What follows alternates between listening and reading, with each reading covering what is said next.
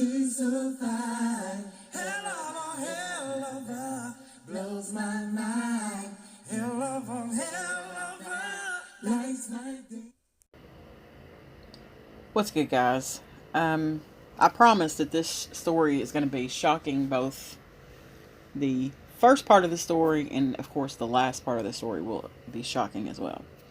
As you know, I've been down with the strep throat, so I'm trying to play catch up as far as some of these news stories that I wanted to bring to the channel. This is from November the 15th, 2020, but updated on November the 26th, 2020. Father and son murdered in Diego Martin, Adlai Lewis and Che Lewis. Diego Martin, for those that are not aware, is in TNT or Trinidad and Tobago. It's still not known why gunmen stormed the home of a Diego Martin man and his son last night, shooting both of them dead. The victims have been identified as 49-year-old Adlai Lewis and his son Che Lewis, age 29, who were apparently asleep when the shooters opened fire on them. Police said residents in the area contacted them after hearing the sound of gunfire coming from the house at First Trace, Bagatelle Road, Diego Martin. When police officers and personnel from the emergency health services arrived, they found the men dead with multiple gunshot wounds. Police said both men were known to them. Their killings took the country's murder toll for the year so far to 358, compared to 458 for the same time period last year. Now, as if that's not strange enough to have gunmen, plural, storming into a home and shooting a man and his son dead, who were asleep, it's the manner that Che Lewis was laid to rest that makes the story very unique. I'm going to play the news broadcast about the murder first.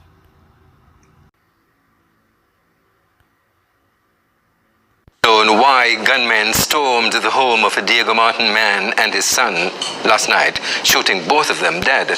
The victims have been identified as 49-year-old Adlai Lewis and his son Che Lewis, age 29, who were apparently asleep when the shooters opened fire on them. Police said residents in the area contacted them after hearing the sound of gunfire coming from the house at First Trace Bagatelle Road, Diego Martin. When police officers and personnel of the emergency health services arrived, they found the men dead with multiple gunshot wounds. Police said both men were known to them. Their killings took the country's murder toll for the year so far to 358, compared with 458 for the same period last year. Okay, so I said the story gets deeper. Denny's Funeral Home speaks about sitting corpse, and then it has a full interview, which I will show in just a second. Since by now you may have heard a first of its kind funeral took place in Trinidad. Che Lewis sat on a chair, and after being driven through the streets, Diego Martin, and environs, he sat outside of the St. John's Evangelist Church for the duration service. It was the work of Denny's Funeral Home. Alicia Boucher interviewed the managing director, Cochise Tyler Denny, one of 4 brothers who run the home. Tell me how this came about. Was it a request from the family? Have you ever done anything like this before? Initially, it was a request from the family, and we went along with it. But our tagline for our funeral home is, every life is unique, therefore every funeral should be unique. So we live up to that. We are a group of young people that are making a very different and a high impact in this funeral industry. We are qualified funeral directors and embalmers, and we are just showing off our talent in which we could do. Funeral is not something to be sad about. You know, we showcase the person as how they would have been alive, how you would have remembered them alive, and that is all we are doing here today by having the deceased sitting in this chair and being carried around into the community that he would have been in, and due to his unfortunate death. Now, you said that initially it was a request from the family. When you heard the request, and provided that it's something that you have never done before, what was the process? Did you have to go and research it? What was that process like? So we have a list of things that we want to put out there to the public. This was one of the stuff on our list, so we would have done our homework way before the request, and we know exactly what to do. We know exactly how to embalm the deceased, exactly how to place him on the chair, and exactly how to put him in that position to stay there so that he'll have a sturdy drive and no slip or any mistakes would have to happen on a day like today. And of course, shocking the public. I know the public is very amazed at this, what we have done. Because I right? was going to ask you, what has the response been like from persons? I know you would have driven him through the streets before coming to the church. What has that response been like? The response has been very good because we have, because people haven't seen this before, they are very inclined to it. Some people even call the funeral home and ask that if when they die, if they could be placed standing rather than sitting. Some call and say that they ride motorcycles and they want to be placed on a motorcycle. So public has been responding to it in a positive way. But you've had one or two negative comments, right? What has that feedback been like?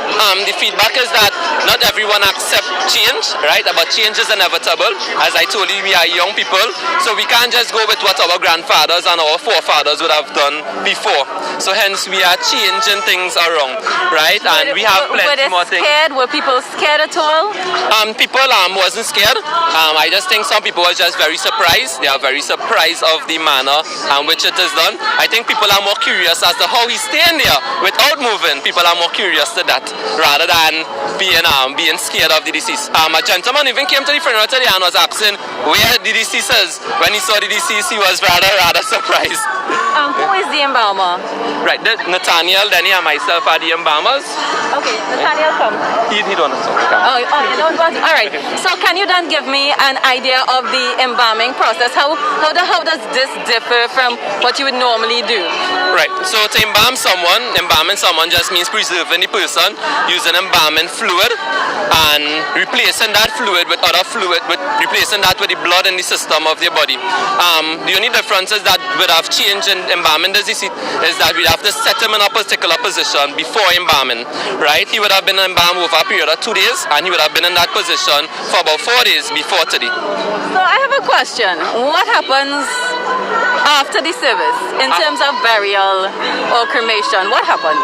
So after the service, we are heading to the Diego Martin Public Cemetery for burial, and he'll be placed in his casket there. There will be no issues in placing him in his casket because he will lie flat because we embalm him in such a manner that his legs are free to movement.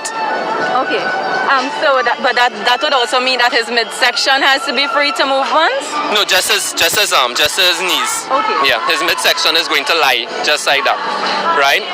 One more new thing that we are going to come onto the market with, which I would share with the public, is something known as aquamation.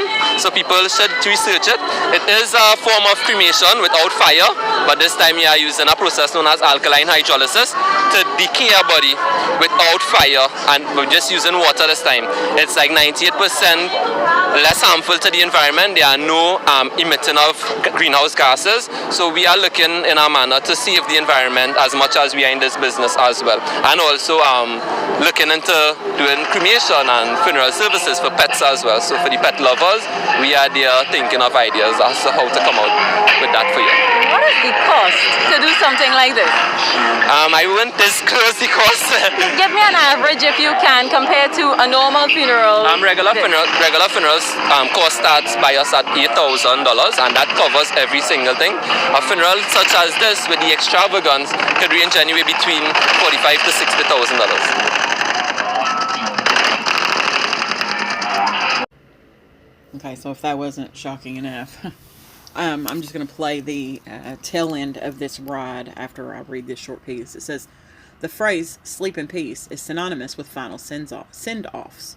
But the funeral of a father and son duo wasn't for the faint of heart, and was literally the talk of the town in Diego Martin, as one of the corpses sat in peace. And then I'm going to play the video showing this gentleman on his last ride, Che Lewis. So after the video plays, I'm just going to end the video there. But this is such a unique story. I couldn't not bring it to the channel. So I'll play that now and hope you find it interesting as well.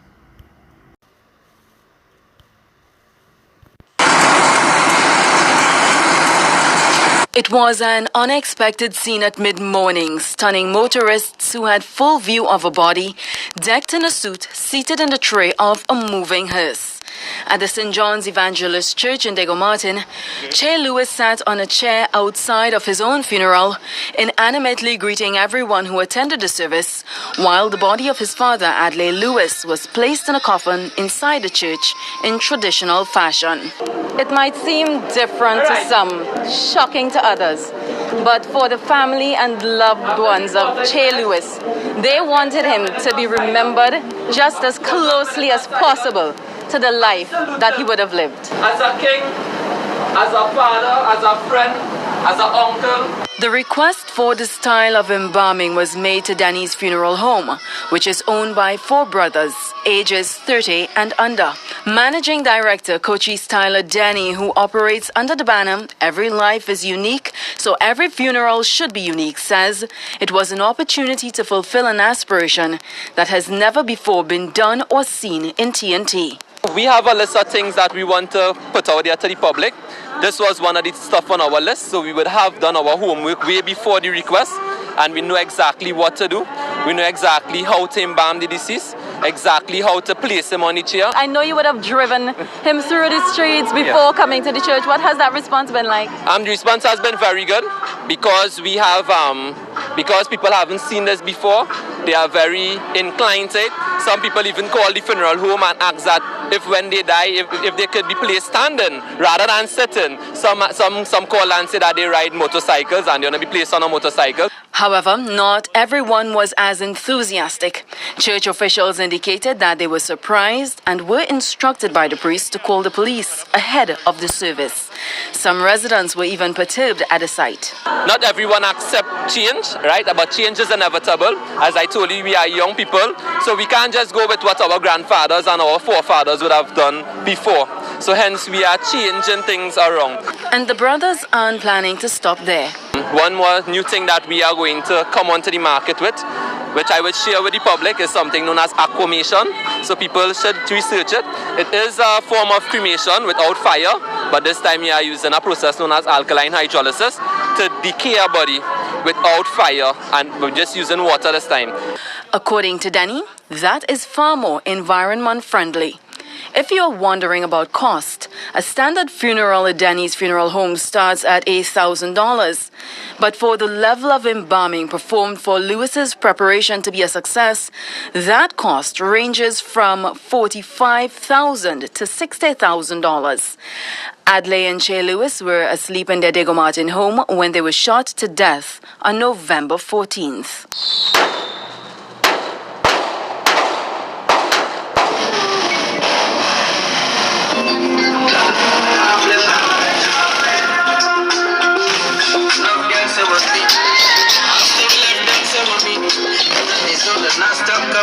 Alicia Boucher, TV6 News.